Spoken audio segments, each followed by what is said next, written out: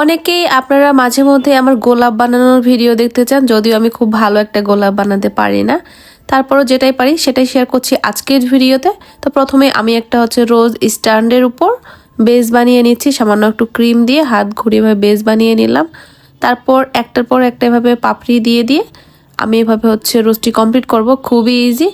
আর আমার এই রোজ নজেলের কিন্তু কোনো নাম্বার নেই, নাম্বারবিহীন একটা রোজ নজেল। তবে 1 to 4 নাম্বার যে নজেল সেটা দিয়েও কিন্তু খুব সুন্দর রোজ বানানো যায়।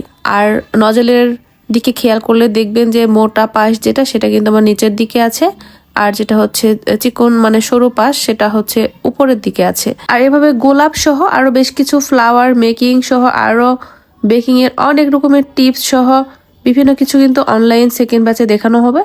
তো যারা বেকিং এ একেবারে নতুন বা কেক সম্পর্কে যাদের বিন্দুমাত্র ধারণা নেই, তারা কিন্তু চাইলে আমাদের অনলাইন বেসিক বেকিং সেকেন্ড ব্যাচে জয়েন হতে পারেন। সেখানে এরকম গোলাপ সহ বিস্তারিত আরো অনেক অনেক কিছু দেখানো হবে, আর সেটা কিন্তু সম্পূর্ণ লাইভে এসে।